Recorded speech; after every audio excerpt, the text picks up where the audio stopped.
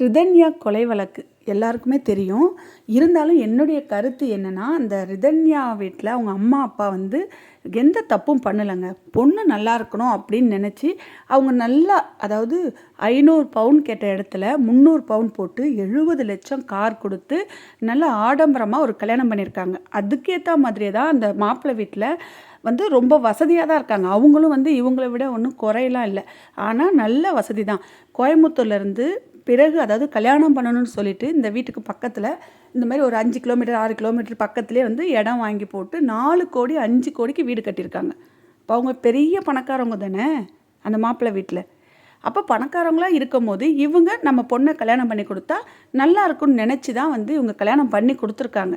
ஆனால் அதில் என்ன ஒரு சிக்கலாகி போச்சுன்னா 500 பவுன் கேட்ட இடத்துல 200 பவுன் கம்மி பண்ணி 300 பவுன் போட்டிருக்காங்க. ஆனால் அந்த பிறகு அந்த 200 பவுன் போடுறேன்னு சொல்லியிருக்காங்க.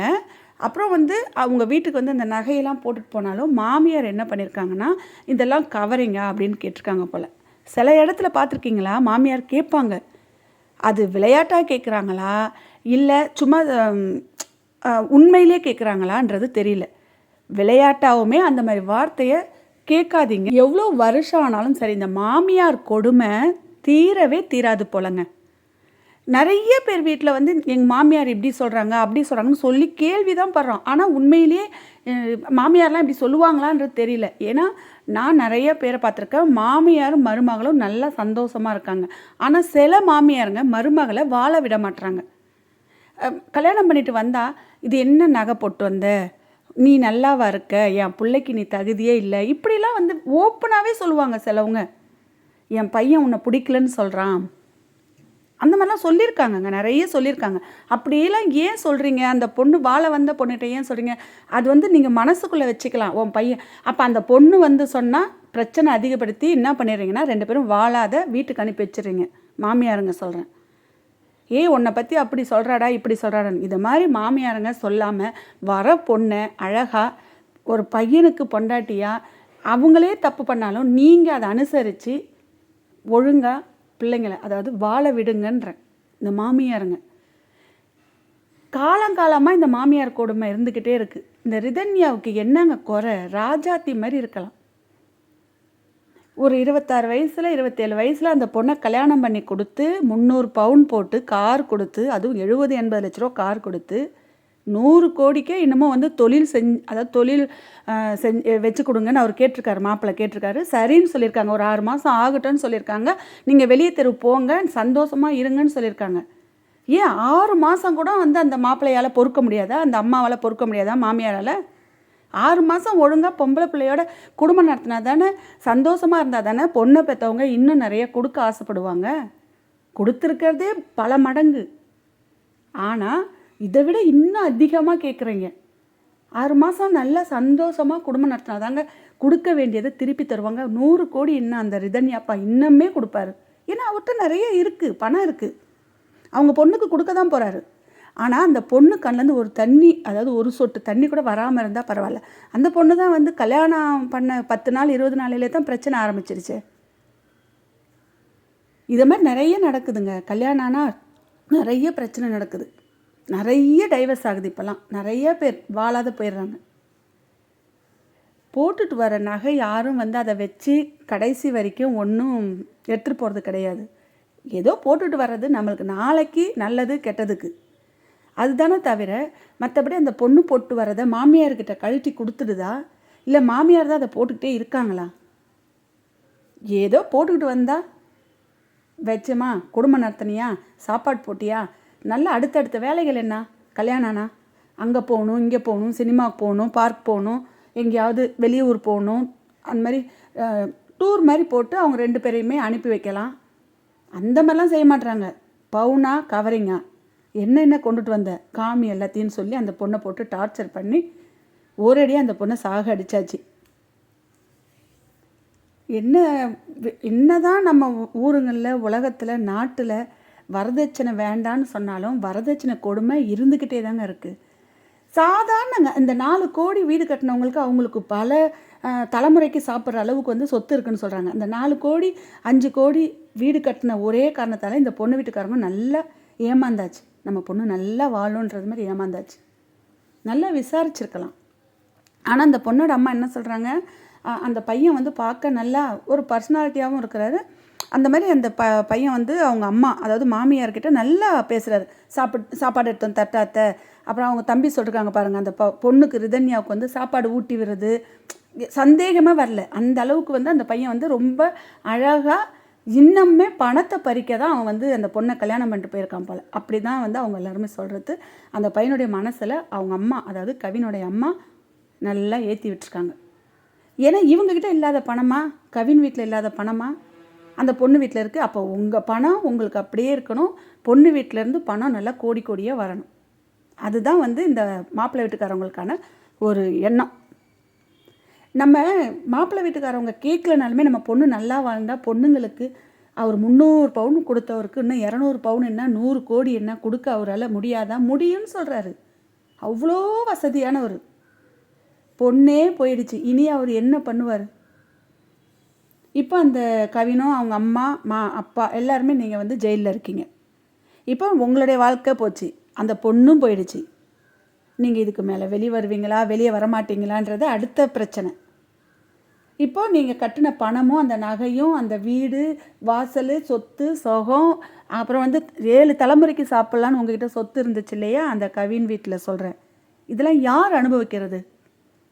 அப்படியே விட்டுட்டு இப்போ நீங்கள் ஜெயிலில் இருந்துட்டிங்கன்னா யார் அனுபவிப்பா? ஏன் இது தெரியாதா உங்களுக்கு? மருமக எடுத்துகிட்டு வர்றதை வச்சு சந்தோஷமாக வாழ்ந்து இருக்கிற பணத்தையே அவங்க வந்து சொல்கிற மாதிரி வந்து 100 வயசு வரைக்கும் நீங்கள் அந்த பணத்தை எல்லாத்தையும் அனுபவிக்க முடியும்ல? 100 வயசு வரைக்கும் நீங்கள் இருப்பீங்களா? வயசானவங்க 2 பேர், அதான் அம்மா அப்பா. கவின் கூட கொஞ்ச நாள் வாழ்வார், அவருக்கு வயசு இருக்குது. அம்மா அப்பாவுக்கு வயசு இருக்கா? இப்போல்லாம் 40 வயசு 50 வயசுல போய் தொலைஞ்சிடுறாங்க. உங்களுக்கு 50 வயசுக்கு மேலே இருக்காதா? நீங்கள் 10 வருஷம் வாழ்வீங்களா? 5 தலைமுறைக்கு இருக்க சொத்தை வச்சுக்கிட்டு? கொஞ்சம் யோசித்து பார்த்து வர பொண்ணுங்களை ஒழுங்காக வாழ விடுங்க. உங்கள் பிள்ளைங்களே தப்பு பண்ணாலும், அதாவது ஆம்பளை பிள்ளை வந்து ஏதாவது சொன்னால் கூட அப்படி தான் இருக்குன்னு சொல்லி பிள்ளைங்கக்கிட்ட சொல்லுங்கள். சும்மா அந்த பொண்ணையே குறை சொல்லாதீங்க. வர பொண்ணை தெரிஞ்சு தானேங்க கல்யாணம் பண்ணுறீங்க, தெரிஞ்சு தான் வந்து கூப்பிட்டு வரீங்க மருமகளா.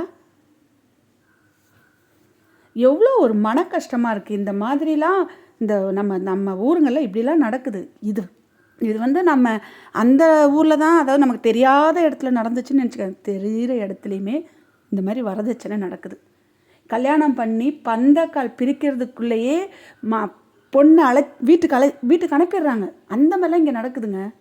பொண்ணு அனுப்பிடுறாங்க, நம்பவே முடியல. 5 நாள் 10 நாள் கூட பொண்ணு வாழல, அவ்வளோ ஆடம்பரமாக கல்யாணம் பண்ணுறாங்க. பொண்ணு வச்சுருக்கவங்க ரொம்ப கஷ்டங்க. அந்த பொண்ணுக்கு நகை போட்டு பணம் சேர்த்து அதை படிக்க வச்சு அது நல்ல இடத்துல நம்ம வந்து கொடுக்குறோம்னா, அந்த பொண்ணு நம்ம பெற்றவங்கள நம்பி அதாவது பையனை கல்யாணம் பண்ணிட்டு போகுதுன்னா நீங்கள் தான் பார்த்துக்கணுங்க. அந்த குடும்பம் தாங்க பார்த்துக்கணும். மாமியார் வீட்டில் பார்த்துக்கங்க. பொம்பளை பிள்ளைங்கள விட்டுடுறீங்க அப்படியே. இப்போ ஒரு சில இடத்துல பார்த்தீங்கன்னா, ஒரு கல்யாணம் ஆனிச்சுன்னா ஒரு பொண்ணு அந்த பொண்ணு கல்யாணம் பண்ணிட்டு வருது, அந்த பொண்ணுக்கிட்ட ஒழுங்காக பேசுகிறதே இல்லை, அம்மாக்கிட்டேயே பேசிக்கிட்டு இருக்கிறது. அதுக்கு எதுக்குப்பா கல்யாணம் பண்ணுறீங்க? நீ பாட்டுக்கு தனியாக இருக்கலாம், அந்த பொண்ணு பாட்டுக்கு தனியாக இருந்தால் அது எங்கேயோ கல்யாணம் பண்ணிட்டு போகுது, இல்லை ஏதோ படிச்சுட்டு வேலைக்கு போகுது.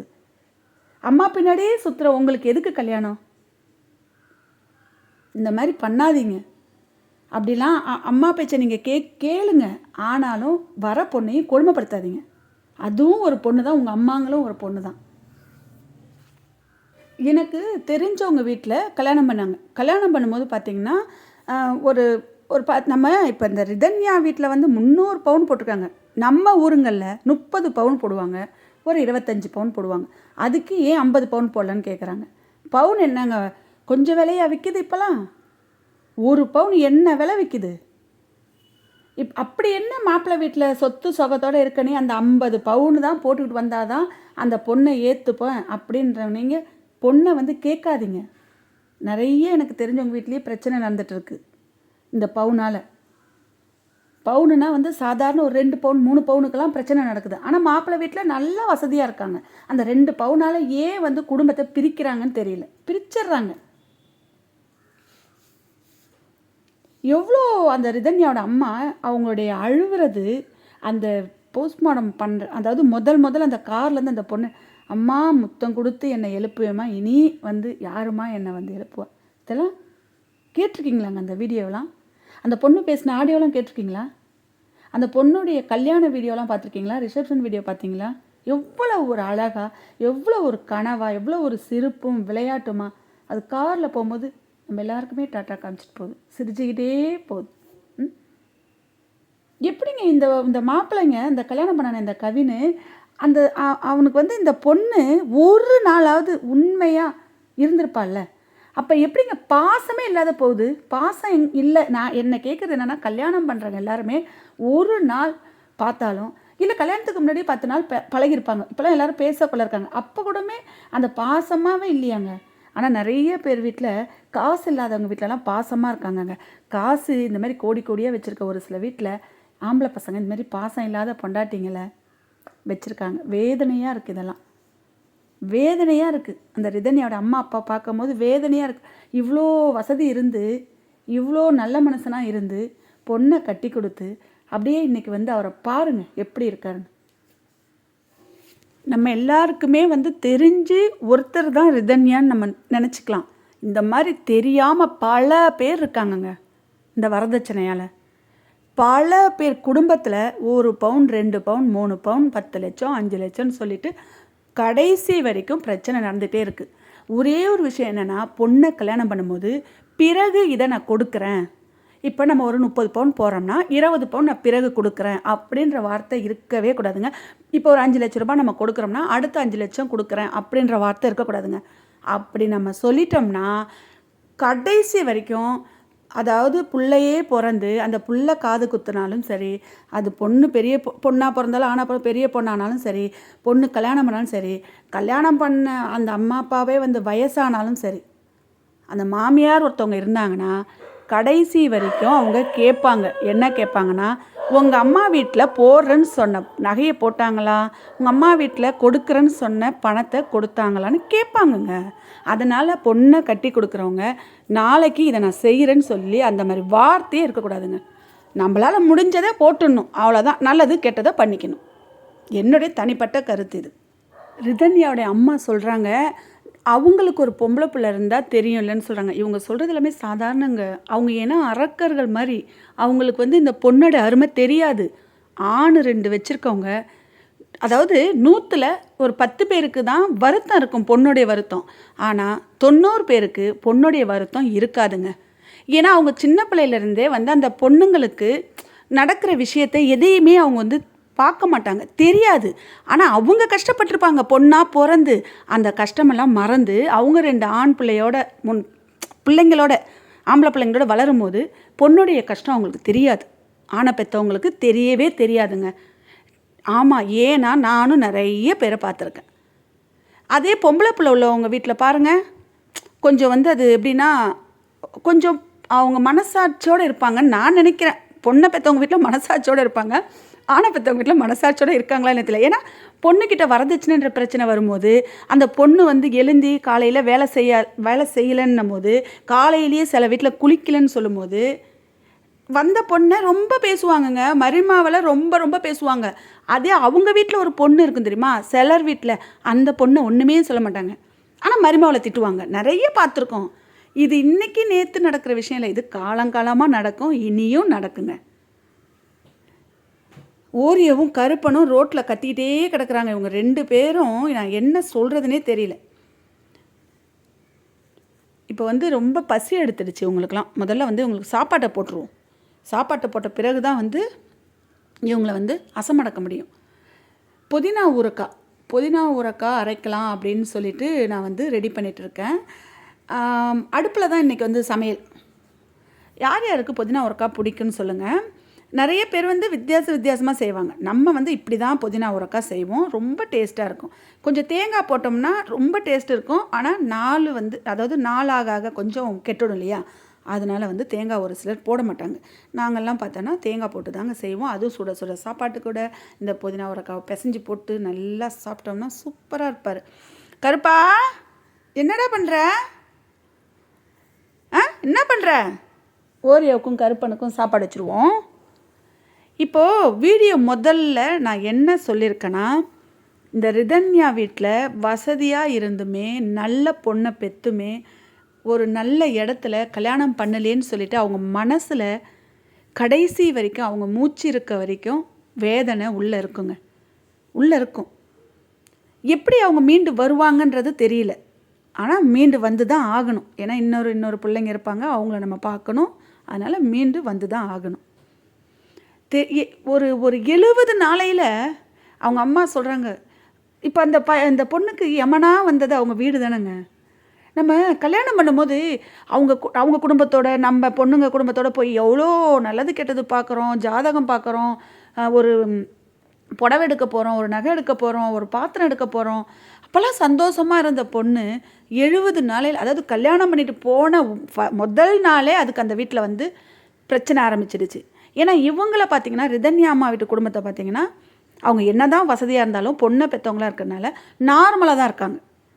எப்படின்னா அவங்க சொல்கிறாங்க பார்த்திங்களா, சில பேட்டியில் ஒரு பிறந்த நாள் வருது அப்படின்னா ஒரு சின்னதாக ஒரு பார்ட்டியை மாதிரி வைப்பாங்க போல். அப்படி இல்லைன்னா வீட்லேயே சமைச்சு வீட்லேயே சாப்பிடுவாங்க போல். அதுதாங்க அழகு. ஆனால் அந்த கவின் வீட்டில் அப்படி இல்லை போல். அவங்க ரொம்ப பண்ணுவாங்களா பண்ண மாட்டாங்களான்னு தெரியல. அதெல்லாம் அந்த பொண்ணுக்கு பிடிக்கல. அந்த பொண்ணு சொல்லியிருக்கு பாருங்கள் ஒரு பேட்டியில் இல்லை, அதோடைய வாய்ஸ் ரெக்கார்டில் அவங்க அம்மா கிட்ட சொல்லியிருக்கா என்னன்னு தெரியல. இந்த மாதிரி வந்து அந்த பொண்ணுக்கு கல்யாணம், அந்த யாருக்கோ வந்து பிறந்த நாளாக கல்யாண நாளான்னு தெரியல, அவங்க அம்மா அப்பாவுக்கா இல்லை கவினுக்கான்னு தெரியல. அப்போ வந்து அவங்களுடைய ஆயா தாத்தா இருப்பாங்க இல்லையா, மாமியாரோட ஆயா தாத்தாவா அந்த மாமனாரோட ஆயா தாத்தாவா அம்மா அப்பாவான்னு சரியாக தெரியல. அவங்க வீட்டுக்கு போய் நம்ம ஆசீர்வாதம் வாங்க, நீங்கள்லாம் வாங்க அப்படின்னு நம்ம எல்லாம் ஜாலியாக போகலான்னு சொல்லிட்டு இந்த பொண்ணு கூப்பிட்ருக்கு போல். அதெல்லாம் வேண்டான்னு சொல்லியிருக்காங்க பாருங்கள். அங்கேயே வந்து அவங்க மாமியார் வந்து ராட்சசியாக இருக்காங்கங்க. அந்த பொண்ணு இங்கே இருந்ததை விட அங்கே வேறு மாதிரி இருக்குது. அந்த பொண்ணு என்ன நினச்சிக்கிச்சின்னா, இந்த ரிதன்யா பொண்ணு நம்ம அம்மா வீடு மாதிரியே இருக்கும், மாமியார் வீடுன்னு நினச்சிக்கிச்சு. அப்படி இருக்கவே இருக்காதுங்க. நம்ம அம்மா வீடு மாதிரி மாமியார் வீடு இருக்காது. எப்படி இருக்கும்? நம்ம அதை மாற்றிக்கணும். அங்கே போனோம்னா இவங்களுக்கு ஏற்ற மாதிரி நம்ம மாற்றிக்கணும். சிலர் என்ன சொல்லுவாங்கன்னா, நான் மாற மாட்டேன்னு சொல்லுவாங்க. நான் என்ன சொல்கிறேன்னா, உங்களுக்கு வீட்டுக்கார் கூட சந்தோஷமாக நம்ம போன இடத்துல சந்தோஷமாக நம்ம அப்பா அம்மாவுக்கு எந்த குறையும் இருக்கக்கூடாதுன்னு நினச்சா அந்த குடும்பத்தோடு நம்ம மாறி அப்படியே நவுந்துக்கணும். அப்படி தான் நான் சொல்கிறேன். அந்த பிள்ளை வந்து அந்த மாறுறதுக்கான டைமே இல்லை. 70 நாளையில் ஒரு 30 நாளையிலேயே அது பிரச்சனை முடிஞ்சு போச்சு. அதுதான் 30 நாளையிலேயே வந்து அவங்க ரொம்ப டார்ச்சர் பண்ணுறாங்க, சாப்பாடே போட மாட்டேன்னு சொல்கிறாங்க. நிறைய விஷயம் நம்ம கேள்விப்படுறாங்க. இந்த கல்யாணம் பண்ணால் மாமியார் வீட்டில் சாப்பாடு போட மாட்டுறாங்க. முதல் பிரச்சனையே சாப்பாட்டில் ஆரம்பிக்கும். எப்படின்னா, நம்ம பொண்ணுங்க வந்து நம்ம வீட்டில் எப்படி இருந்தாலுமே சாப்பிடுவாங்க, அவங்களே போட்டு சாப்பிடுவாங்க. இப்போ மாமியார் வீட்டில் போய் பார்த்திங்கன்னா, சாப்பாடு வந்து அவங்க போட்டு சாப்பிட்டா முன்னாடியே சாப்பிடக்கூடாது, எல்லோரும் சாப்பிட்டு முடித்த பிறகு சாப்பிடணும். இப்போ இவ்வளோ சாப்பிட்ணுமா, ஏன் அதை பிறகு சாப்பிட்டா என்ன, இதெல்லாம் ஒரு கேள்வி. நான் என்ன சொல்கிறேன்னா, வரவங்க அதாவது புதுசாக வர பொண்ணுக்கிட்ட அது வந்து எப்போ சாப்பிட்டா என்ன, உன் வயிற்றுக்கு எதுவாக இருந்தாலும் சாப்பிட்டுக்கம்மா அப்படின்னு சொல்லுங்கள். இதை எடுக்காத, அதை எடுக்காத, அதை இவ்வளோ சாப்பிடாத, இவ்வளோ சாப்பிடு, அதெல்லாம் அப்படி சொல்லாதீங்க. சாப்பிட்றதுக்கு தான் நம்ம இருக்கோம். அதுவும் இவ்வளோ பணக்கார விட்டு பொண்ணு கொஞ்சோண்டு சாப்பாடை அதை நல்லா ருசித்து எப்போ சாப்பிட்டா என்ன, பசி எடுத்தால் சாப்பிடணும். அது நீங்கள்லாம் சாப்பிட்டு முடித்த பிறகு சாப்பிட்ணுன்னா அந்த பொண்ணு நேரத்தோடு அவங்க வீட்டில் சாப்பிட்ருக்கோம். இதே அம்மா வீட்டில் பாருங்கள், அம்மா உனக்கு பசி எடுக்குதா, இப்போவே பசி எடுக்குதா, இந்தாவா சாப்பிடுன்னு சொல்லுவோம். அந்த மாதிரி மாமியார் வீட்டில் சொல்கிறாங்களா? எல்லாருக்கும் சமைச்சி போட்டுட்டு மீதி மிச்சம் இருந்தால் தான் சாப்பிடணும் அப்படின்ற மாதிரி நினைக்கிறாங்க. எவ்வளோ பணக்கார வீட்லேயும் சரி, இல்லாத வீட்லேயும் சரி, நடுத்தரமாக இருக்க வீட்லேயும் சரி, இதுதான் வந்து மாமியாருங்க நினைக்கிறாங்க. அப்படி நினைக்காதீங்க.